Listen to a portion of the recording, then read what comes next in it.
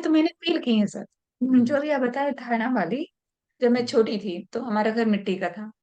आंगन पूरा लीपना पड़ता था, तो मैं जिस दिन उसको पूरा लीपती थी, उस दिन मुझे लगता था कि आज बारिश हो जाएगी। और चाहे जो मौसम रहे, पक्का बारिश होती थी सर। पूरा मेरा मतलब मेहनत बर्बाद होता था। जब मैं क्लास 8 पर थी तब तक हम आज हम पोते हैं ना पूरा घर, आज पक्का बारिश होगी, और हो जाती सुबह से लेकर शाम या रात। हम्म। फिर जब बड़ी हुई, तब जब मैं बहुत हंसती थी, तब आज हम बहुत हंसी ना, पक्का कोई ना कोई बहुत दुखद बात होगा, हम रोएंगे। और होता था। अभी सच तक बात। ऐसा होता रहा। ये बहुत अच्छी अभी बात मैं आपने। हंसना वही धीरे धीरे छोड़ दी कि नहीं हंसूंगी, नहीं हंसूंगी तो पक्का रोना पड़ेगा।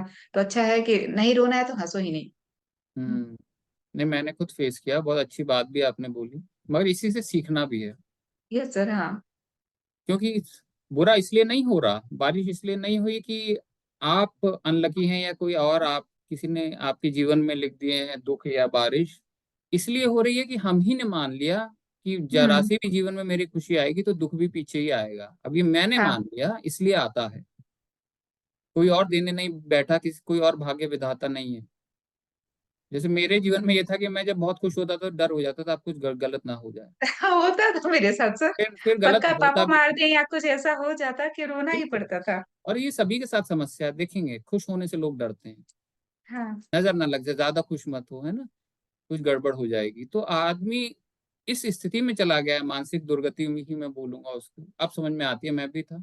जब खुश होना भूल गया है आदमी, हंसना छोड़ दिया है, ऐसा लगता है कि हंसना कुछ गलत काम हो गया, या जीवन यस में सर। बहुत खुशी है तो ये मेरे साथ गलत है, इतना खुश होने के मैं लायक नहीं हूं, है ना। हाँ, इतनी ये खुशी आ भी रही है, बात। दुख भी आएगा, ये बात अपने में सही। क्योंकि हम मान बैठते हैं कि खुशने के बाद, हंसने के बाद रोना लिखा है तो फिर रोना आता है।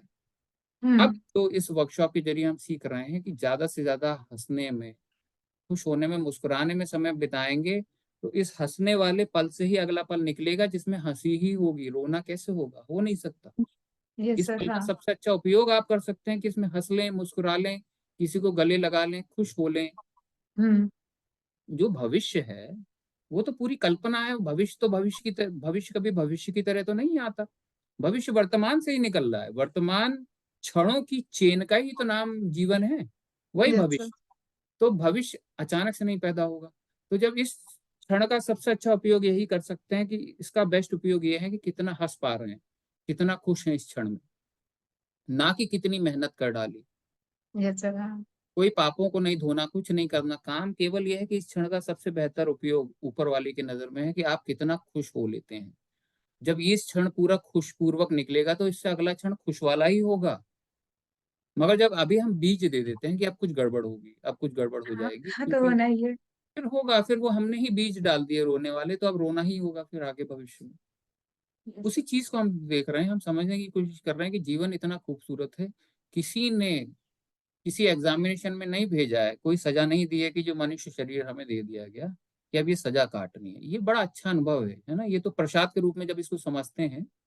और दूसरी चीज, एक दूसरी कम्युनिटी है उनकी, जैसे हमारे यहाँ गीता है, तो एक और हम्म। उनकी जो हिंदू स्क्रिप्चर है तालमुत, जो मुझे नाम याद आ रहा है, तालमुत। नहीं जानती। तो मैं एक ओशो का ऑडियो देख रहा था, वीडियो, कि उसमें लिखा है कि तालमुत में ये लिखा है कि परमात्मा जब हम चले जाएंगे तो वो ये नहीं पूछेगा कि तुमने कितने कष्ट भोगे जीवन में।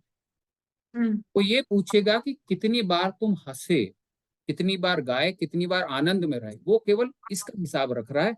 हमने जो गलत काम कर दिया, हमने कितने दुख झेले, उसका वो हिसाब नहीं रख रहा। उसके लिए सबसे इंपॉर्टेंट है कि मैंने तुम्हें हंसने के लिए भेजा था, मुस्कुराने के लिए, सुख के साथ जीवन काटने के लिए भेजा था। तुम क्या इतना भी कर पाए? उतना भी हम नहीं कर पाते, क्योंकि गलत व्याख्या हमें बता दी गई ना कि जितना दुख भेज भोगोगे अभी वर्तमान में, भविष्य में सुख है। सुख मिलेगा, हाँ, शांति यही रोगोगे, चीज है, भविष्य थ्योरी में यही है।